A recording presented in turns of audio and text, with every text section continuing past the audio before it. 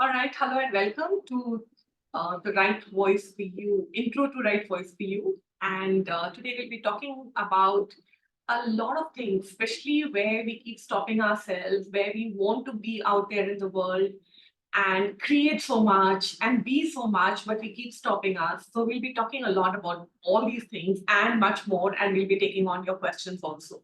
So before we get started, no, what's your name? yes. Wait, I'm super excited. I'm so grateful. आपका YouTube पे एक video देखा था मैंने that was about gaslighting. That changed so much in my life. Every cell and every molecule in my body is like dancing when I saw you. You're such an angel. That video was, I wonder, uh, it's Thank you. beyond words. Thank you so much. Which video was Yes. it? Which one was that? It was about gaslighting. You had uploaded, Ah, you have it yeah. on YouTube, Yeah, that was a and I very, wonder how many. that was a very old video, and now they don't, we don't have permission from Access to talk about gaslighting and all. Of course, it's somewhere it is covered in the foundation class, Foundation, yes. but we can't create calls on that. There's so much information I have on gaslighting. Maybe I'll take their permission and then put it out. Let's see what shows up. Yeah. Cool. And there was one more short video of yours on YouTube about right voice for you. I don't think a lot of facilitators provide this class in India. This is one of the magical class. Can you speak loudly? I'm not able to hear you properly. Is it better? Yeah, much better. Yeah. Your videos and your inputs about right voice for you, they, I,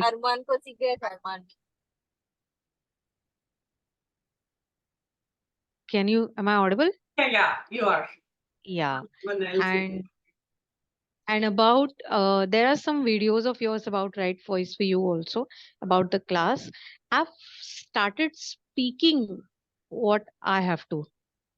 इससे पहले I used to feel कोई मेरी बात सुनेगा भी नहीं.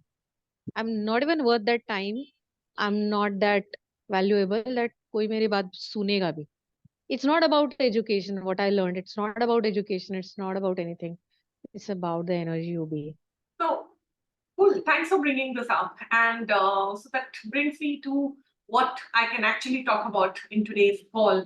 Um, there's a lot of times when we tend to just keep holding ourselves back. So you need to realize that it's the energy that you're being that starts inviting more possibilities. So that when you talk about, say, aggressive presence, so when I'm talking about aggressive presence, that does not mean that you have to go fight with people or put them down or shout at them. Nothing like that. What if you can still choose what works for you without giving up on yourself? So when I'm talking about aggressive presence, especially with having a voice of your own, it's more about choosing whatever works for you and about not willing to give up your own reality because somebody else is not happy or somebody else cannot take it or for whatever reasons, right?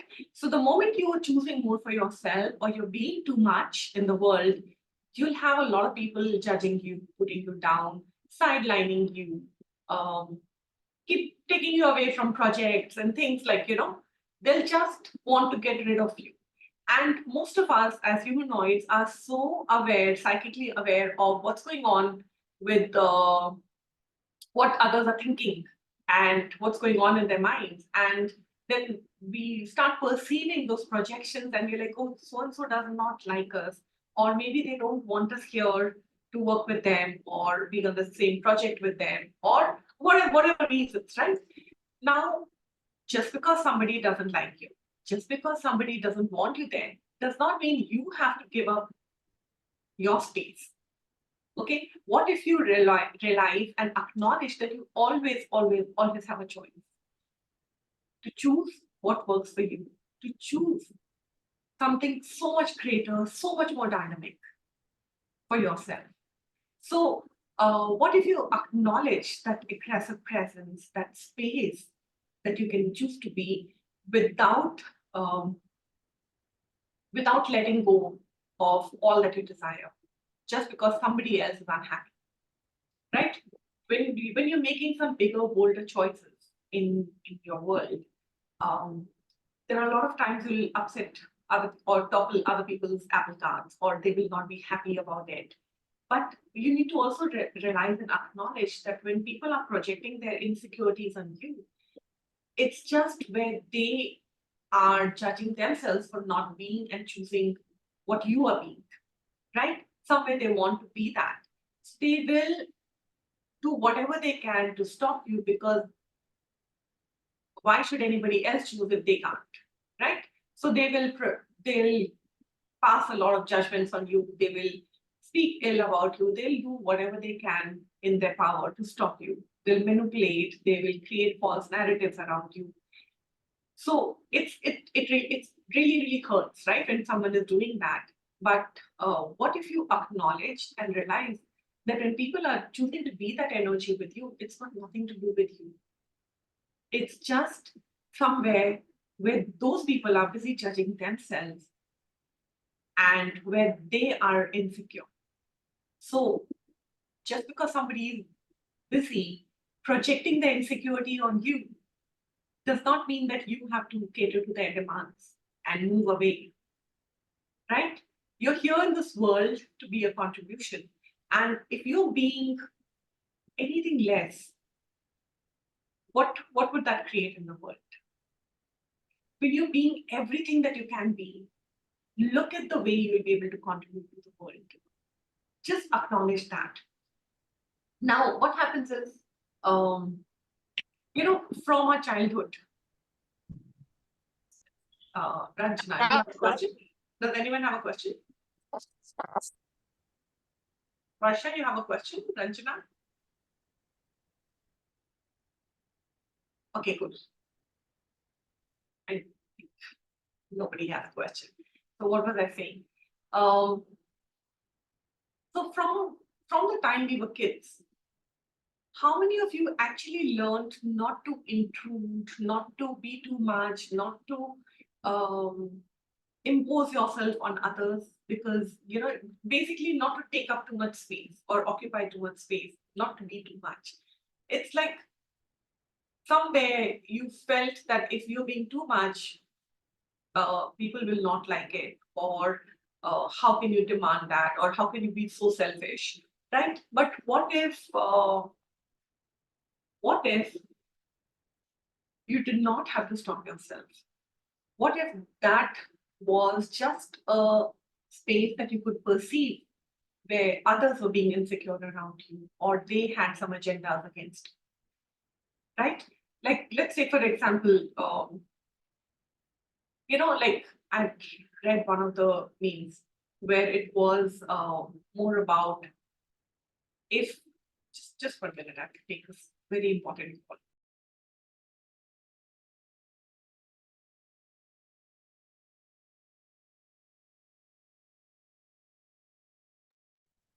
Sorry, I had to take that call. That was really important. All right. So what were we talking about? I just slipped my mind. Okay. So any one of you, do you have any questions? Anywhere you feel that you've been stopping yourself, or you feel really stuck? Anything that's going on for you? Let's take on a couple of questions, and then I'll get back to whatever we were talking about. Yes, Rashmi, go ahead. Hi. Actually, I had experienced the same scenario that you just mentioned, wherein my boss has a lot of insecurities, and that is where it comes on me being her first in line, and being conscious, as you said, makes it very difficult for me to really avoid those insecurities. So I keep poking, prodding, but still it keeps coming back. So it's like, what is the choice that I have? The only choice that I have is to kind of look at other job opportunities, and kind of, but is that a solution is what my ask is. I'm still yet to find out, to be honest. Cool. We'll discuss about this, and let me just take on a few more questions, and then let me talk all about it in one go. Sure, absolutely. Thank you. Pragya, you have a question? Yeah. So when you say, what you are, all that in the world, so I get, I'm better at expressing myself in a written word than in a spoken word. So if for example, if I want to, invite more clients to for access, so what I write to them in a message versus what I talk to them about is so different, even energetically, that I feel I just don't know how to speak, or the what I want to speak is not getting across the way I want to say it. And not just the access business, even in relationships, I mean something and people just interpret it as something else, and or sometimes they don't hear my voice at all. So Okay. what is this, and how can I change this in my favor? All right, cool. And does anyone else have any questions? Then I'll just talk about everything in one go. No one else? All right, Pragya and Rashmi, let me address that. So first of all, when you're creating classes, okay, what is an invitation? So it does not matter what words you've written. It does not matter how you've invited. What matters is your being. So your being is an invitation. Okay, who you're being, what are you inviting people to? What is it that when people look at you, they get inspired, that they want to have what you have, or they are just so enamored by what you have to offer? That's what starts inviting more people to more possibilities. And if you have a judgment that, okay, when I'm speaking to people, I'm not able to invite, but when I write, I'm able to invite. First of all, pocket pot all those judgments, and then uh, go ahead, right? If that's what works, we do whatever it takes to invite people to more possibilities. Usually, that every time when I put out a class, I just say the only thing I ask for is who will this contribute to? And I have no point of view whether somebody chooses or doesn't choose, but I know I'm being an invitation where there is so much more that I have to offer, and it's up to them. If they're looking to leave, they will choose. So if you are ever having a conversation with me, I'll never convince you, come choose this class, this will change for you, that will change for you. I'll never do that, because for me, if I have to convince someone to choose a class, they're not really choosing it. They will make sure that they don't change. But anytime you have an energy and you perceive an energy and you're like, hey, something about this or this conversation or this particular facilitator is really interesting, and you're drawn to that. And then when you choose, you allow mood changes to show up, because here at this moment, you're willing to receive from them. Okay. But if the facilitator has to convince you, you've already decided, I don't want to change. And somewhere because there's so many things that are going on and you're struggling with a lot of things. And no matter how much you try, it's not changing. It's because somewhere you maybe love whatever's happening, or you just do not see any way out. Or a lot of people get into major head tripping where they're like, oh, it can't be that easy. I can't just do pock and pod and have something disappear just like that. I've dealt with it for such a long time. I can't just allow it to disappear like that. So we only decide how long we're going to take to change something, or we'll end up making money a major issue. Just know, when you're really looking to step into big league, when you're really looking to choose far greater in your life, there are a whole lot of things that show up. So main thing that will show up is fear, and then things that can go wrong go wrong. Why do they go wrong? Is because somewhere you in your heart of hearts don't really believe that it can be that easy to create and ask for things and create those things. So you will create a major money issue to stop you. See, look at the reasons that will start stopping you. You will create major trauma and drama in your family that stop you again. You will create some health issue to stop you. You will create some issue with your banking systems and money. Even if you have money, you will not be able to make the payments and stuff. That's again another way to stop you. So just be present and say, okay, what am I unwilling to receive from this? What is my resistance here? What needs to change? And what am I unwilling to receive that if I was willing to receive would open up a whole new world of possibilities for me? And also one more thing that I ask very often is, what am I unwilling to be that if I was willing to be that would open up a whole new world of possibilities for me, right? So these are a few of the things. Now, when you're choosing creator, how much more would you be willing to receive? Just be present to that. And everywhere you go into head tripping or you like go into a linear way of functioning or thinking or analyzing, just let that go. Like, be willing to just ask for something and allow it to show up. The other day, sometime a couple of years ago, I was in a different city and I was having a conversation with a friend, and she mentioned something about a particular project, and I was like, hey, and I just thought to myself, what will it take for me to be able to do this project too with total ease? And this happened in March, and by June, I was handling that project, and it just sort of fell in my lap, just like that. So when you know what I did, I just asked for it at that moment, and I was willing to have it. I did not analyze how I will get it. I didn't have any time frame in my mind. I was just excited about it, and I was like, wow, it'll be just so much fun to be doing that project. And that's it. There was just a fun energy and no timeline, nothing. And no, so I wasn't, do you realize I wasn't even controlling it? I didn't even think it would be possible. So, I mean, there was just no thought process or analyzing or anything. I wasn't controlling it. And it just showed up just like that. So, when you are asking for changes, when you're asking for something really, really big, or even when you're looking at choosing some bigger classes, just step into it without head tripping, and you allow so much more to show up for you. Okay. Now, why right voice?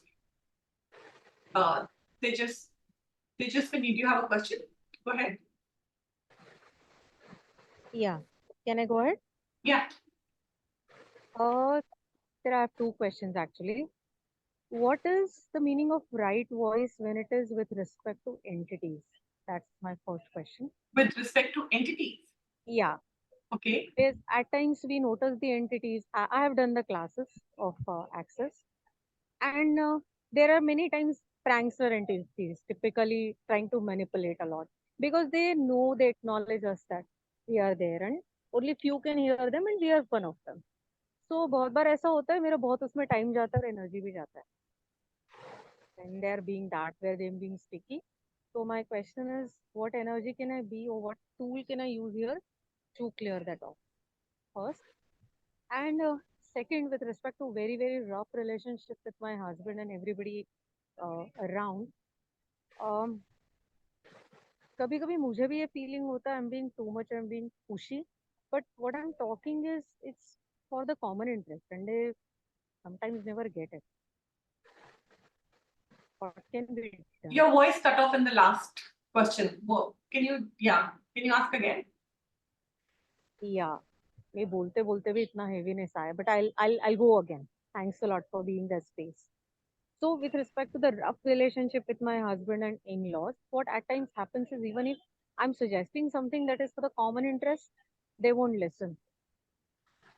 And then I go into the question, I go into a lot of things, but at times it irritates me a lot. So Okay. what Okay. can be here that works? I get the gist. Okay. So maybe I can share a few of my own examples. We don't have to go far, and maybe that might contribute to you. So first of all, with respect to entities, if you perceive trickster, prankster entities and all, the moment you acknowledge them, they usually go away. Like you acknowledge their presence and you acknowledge they might. So truth are these trickster and prankster entities, and then you can just do the regular entity clearing, and they usually go away. And so that's sort of taken care of, right? Now, with respect to, let's take for example, a lot of people had also mentioned about about what's going on with in their office space, and even if it's in your own family, in your relationships with your spouse and anybody else in your family. It can be your parents or mom, like mom or dad or whoever, or your boss. The thing is, people will try to control you. Now, if you, in your heart of hearts, think I'm not important enough, then that's the energy you're emitting, or that's a vibration you're being. So it becomes very easy for people to just dismiss you. And when you perceive that they're dismissing you, how many of you just move away? And you're like, oh, they don't like me. Let me leave this, let me quit this job, let me go somewhere else. And but when you're married, it can't be that easy. You can't just leave, right? There has to be so much more that needs to be taken into account. So the first thing is to lower your barriers and keep pulling energy from either your boss or or, or your husband or whoever else there is. And sorry, I'm just muting everyone. And then what if you did not have to give up on yourself and your choice? So let me give you an example that might contribute to you guys, and you can use it wherever. So long back, and I must have mentioned it so many times on my calls. Long back, I had to go for a maestro class, and this was sometime in September. And that was also the time when my husband was planning a trekking trip with his friends. And that happens once a year, and the maestro class happens once a year. And so there was nobody else at home. My son was studying in a different city, and we both of us didn't want to leave our daughter behind alone for 10-15 days, right? So we were like, now what do we do? So we decided only one of us can go. And we were still discussing, and my husband said, well, you've been traveling so much, so you need to stay back. And I was like, no, this class happens only once a year, and I need to go. And he's like, you've been traveling, or like you've already been out 4 to 5 times this year, right? When he meant been out means out of the country. And I had to travel for renewing my licenses and conducting classes. So I said, but you travel every week, and you travel so often too. He's like, but that's my job. And I was like, when will you realize that this is my job? So then he got really angry. Okay, and then everything started. You're not taking care of the house, you're neglecting the kids, you're doing this, you're doing that. So you can see the whole barrage of judgments that came my way. And at that moment, I just lowered my barriers and I let go of all the judgments that I had about him.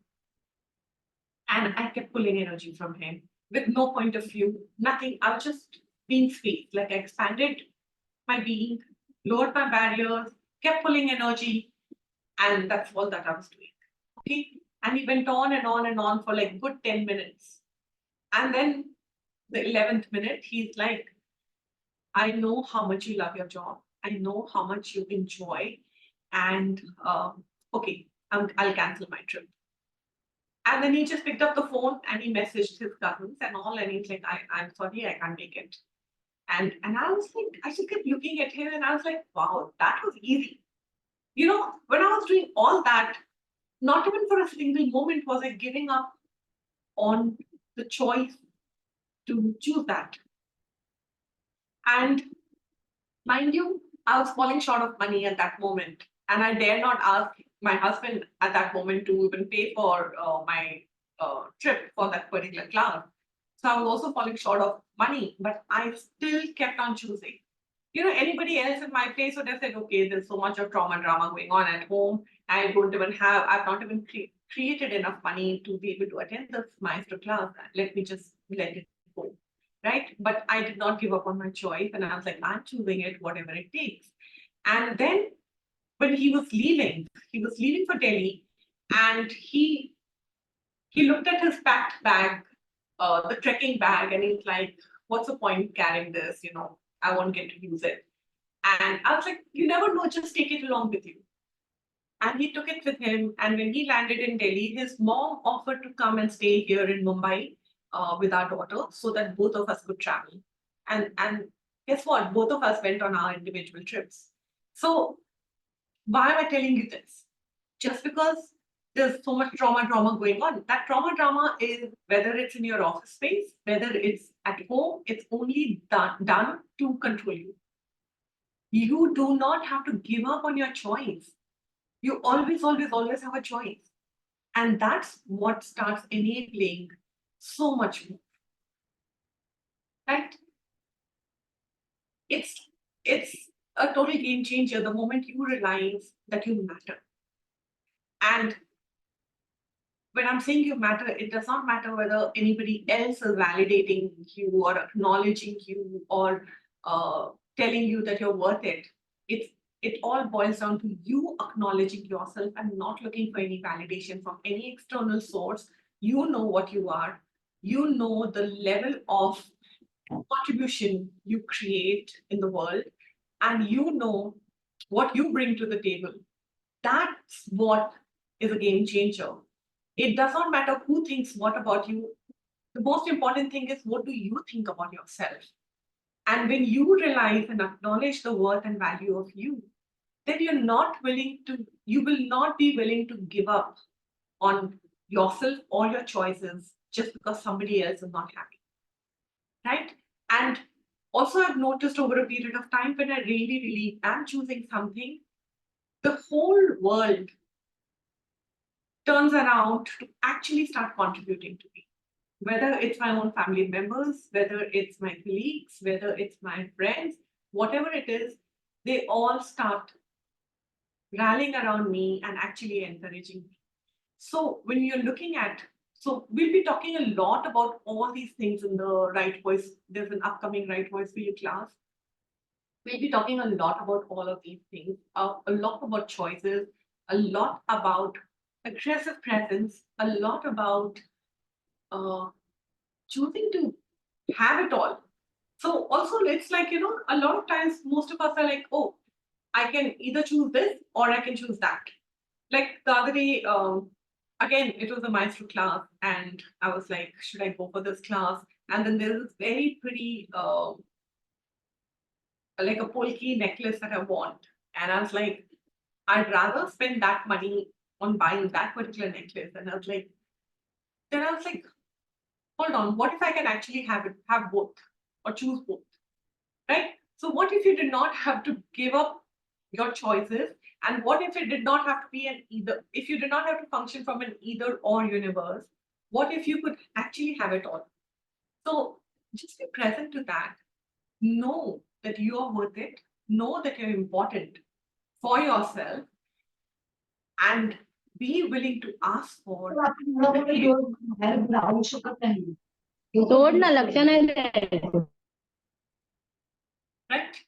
Okay, there are some messages. Let me just read that.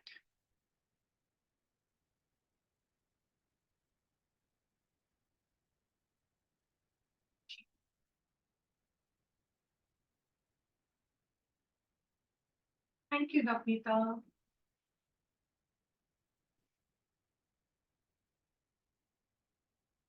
Thank you, Ruxana. And thank you, Janki. All right, cool. Where were we? What were we talking about? Does anyone have any questions? No. I just have so much information to keep giving. If any one of you have any questions, you can ask. So Smriti, can I ask one question? Yes, Gunjan. Gunjan. Yeah, hi. Hi. So, in most of the meetings and in most of the classes, like even access classes also. So when I'm with you, like one-to-one class and all, I do tell whatever issues are or whatsoever. But when I am in a group class or whenever I am in an office meeting, I don't feel like asking. Even if something is going in my head, I always, push back myself कि उतना relevant नहीं है maybe, yeah. Whatever that is, but sometimes like I hesitate to ask. It's not that there's no stage fear or something. Sometimes when I'm sometimes I'm very vocal, I ask questions, but then there are meetings and then there are classes where I feel little hesitant to ask the questions. So Yeah, I was even wondering, should I ask this question or not? So I thought, let me ask this. Cool. So first of all, let's take for example classes. Let's take for example access classes. For the longest time, I used to hesitate asking questions too, and I just wouldn't go up on the stage or even go up to the mic and ask questions because I did not want to deal with, like with Gary and Dane. At times they can be they can be a little intense, and I didn't think I had that in me to be able to deal with that intensity. And they are intense only when they see you going on and on with your stories, or they see you stuck with those stories, and then they be a weird energy, and then that just shifts and creates whatever change is required. But for the longest time, I didn't have the courage to do that. And till I remember, I attended a SOP class uh, in Delhi. And then there was this young girl who was just 13 years old, and she was busy asking so many questions, and very, very beautiful questions and very relevant questions. And he just said this. He's like, I'm amazed that you're only 13 years old and look at the kind of questions you're asking. And then he looked in the general direction, like he looked to the left, and I was right at the corner there, and I thought he was looking at me, and I guess everybody thought that he was looking at them. And he's like, and I know so many people who should be getting up and actually asking questions, who don't have the courage to actually come up and do the mic and ask the question. And I was like, oh gosh, she's talking about me. And then I'm like, okay, even if I stem up the courage to go ask a question, what will I ask? So, sometimes what happens is you're not being everything out there in the world, but you have no idea why you're not being. So you don't even have a question to ask. You don't know how to express yourself to be able to be out there in the world or be too much. Or I don't know if I'm able to explain that, but sometimes you don't even know what's wrong with you that you can ask to be facilitated for. So sometimes that used to happen. And then also what, as humanoids, what most of us are very good at is getting others to ask a question for us. So we'll just sort of keep mulling over that question or how to frame that question. And because you're thinking so much about that question, somebody else just, you just seem to pass it on to someone else in someone else's head, and then they get up and they ask the very same question, and you're like, oh, everything's sorted, and that was cool. So sometimes that also happens. But so when you have to ask a question, when did you decide that what you have to ask is irrelevant? This is in your office space or even otherwise in classes. When did you decide? So how old are you being at that moment? There's a lot that that usually part of a class when we start facilitating, but also ask yourself, okay, how old am I being? What happened? Like you get a particular age in your mind, then you ask, okay, what happened at that time? What could have happened? And when did I take on, or when did I decide that I'm not relevant enough to be asking questions, or others are more important, or others' questions are more important? So who shut me down? Or who was being a weird energy with me or what could I perceive from other people? Or even as kids, you tend to perceive a lot of judgments from people. So sometimes that also comes into effect. So, but the longest time, if you're someone like me, I had no clue what was wrong with me. But I knew I was not being everything that I could be at that moment. There was always that sense of holding myself back. And I thought I was holding myself back from being hurt. But I don't really remember anyone ever hurting me. So sometimes you have no clue, but there is something that needs to change. So that's why I said when there is an energy for attending a particular class or something is calling out to you, there is a possibility that you're aware of that might change, even though you can't cognize it, or you can't um, look at the pros and cons and go into analyzing it, but just following an energy usually opens up more spaces. And continuing with that question with Dane, later on we had a maestro meeting that same day, and then he was talking something about some sort of abuse that he had gone through as a child, and he just happened to mention something, and that stuck with me. And I was like, so I picked up the mic to ask a question. And that was a smaller gathering. So I thought, I can now ask a question. And he actually, while he was facilitating someone else, he actually looked at me and he raised one eyebrow. And he's like, oh, you actually have a mic in your hand. Like just with his expressions, he expressed that.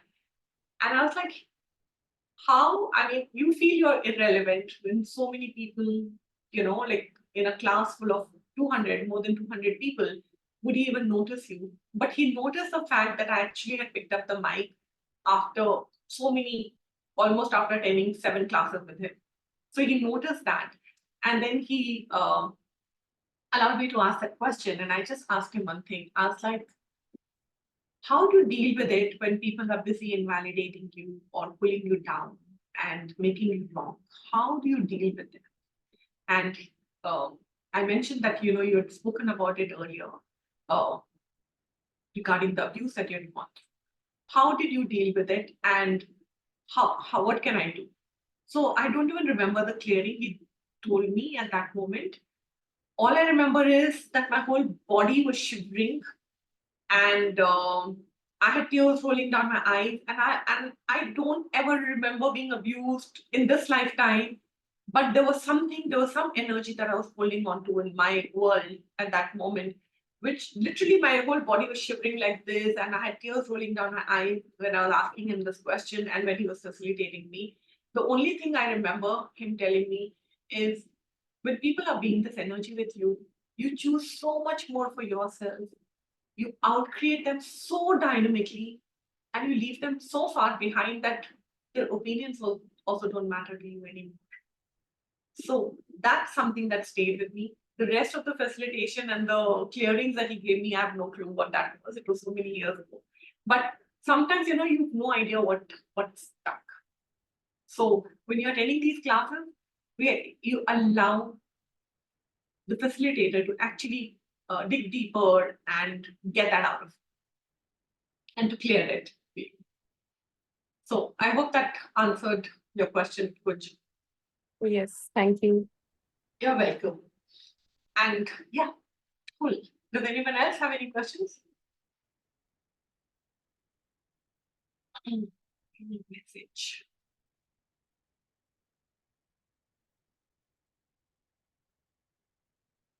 So even asking becomes a challenge. That's what I have written a Yeah, question about. I'll now. just read it out for everyone. I don't even Sure. feel like choosing later. My asks are also very tiny, making me smaller. What questions can I use to track it? So you need to acknowledge when you're not asking big enough, it does not motivate you enough to go ahead and create. Sometimes there are things going on in your world, and when you're not choosing creator, like when, say, suppose you have a big, what is it that you'd like to, let me ask you that. What is it that you'd really like to create? If you had all the resources in the world, if you had $100 million at your disposal and nothing to worry about, what would you like to create? Thousands of animal shelters. Thousands of Animal shelters. animal shelters. Yeah, Okay, cool. where I can treat animals. So are you part of any animal shelter right now? Are you? Yeah, I am. I volunteer and rescue the injured animals. I feed also. When I was talking to you in one of the garden, I was there. So that one, that's my ask.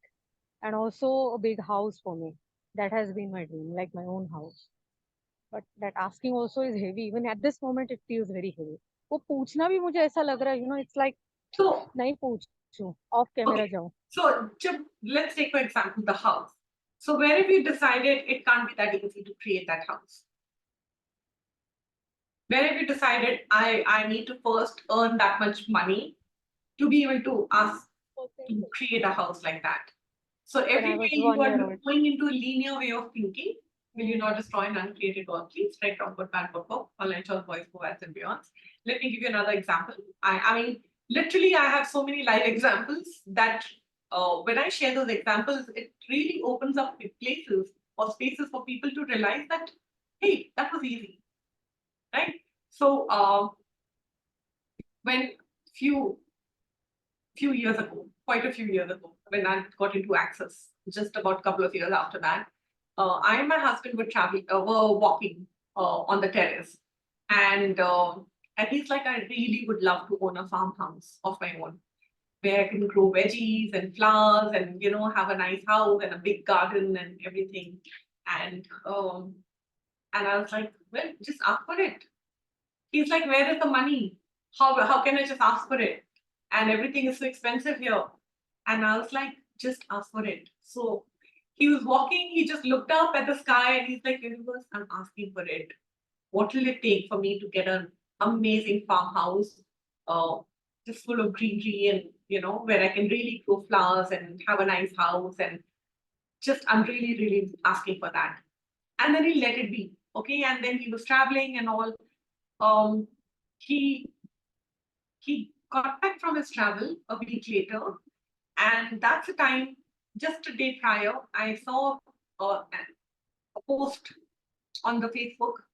One of my friends had posted that her parents, who live in Kunnur, who owned half the mountain where they used to do floriculture. They were changing their business, or they were shutting down their business, and then they were breaking that mountain into plots, or dividing that mountain into plots and selling it.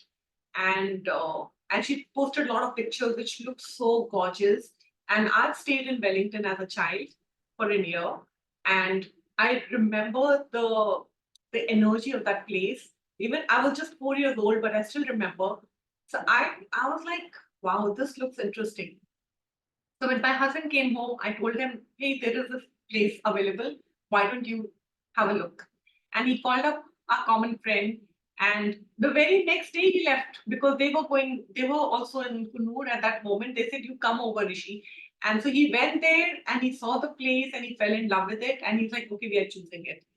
And they were really surprised. They were like, what's Priti? You're not even going to consult her and stuff. He said, no, I've sent her photos and she's the one who sent me here. So we are going ahead with it. Now, so we thought we'll get loan, but we didn't realize that we don't get loan for land. So we're like, oh gosh, now we're stuck. And but he's like, I really, really would love this. So he connected with that land. He's like, I'd really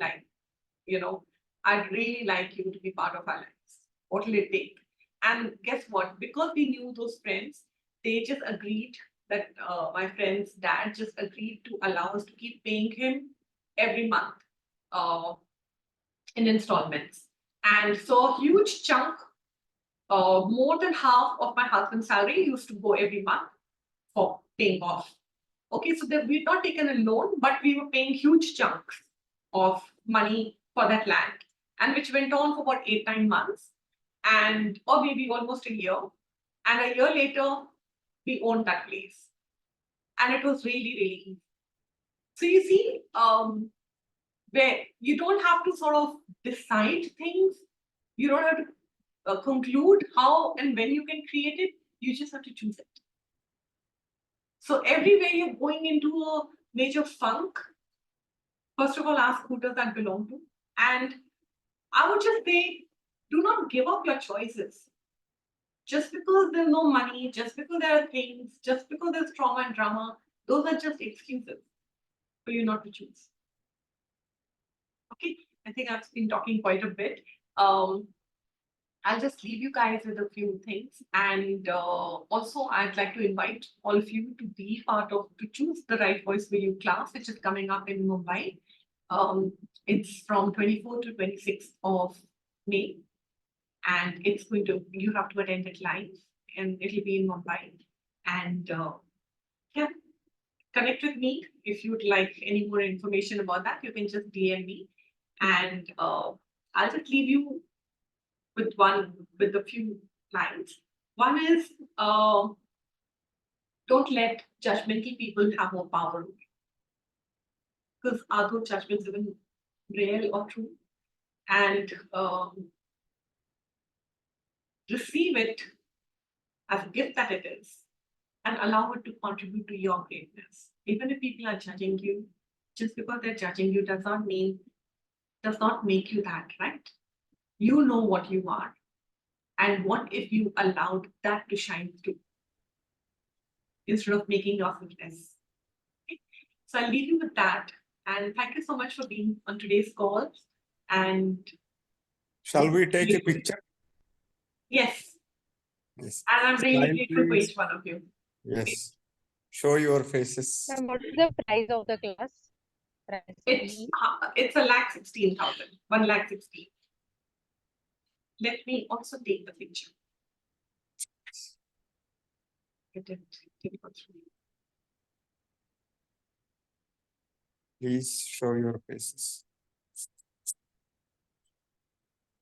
Done. Cool. Thank you so much. Thanks, Harish, for being on the call. And I'll see you guys soon. Thank you. You're Thank you. welcome. Bye-bye. Bye. Thank you.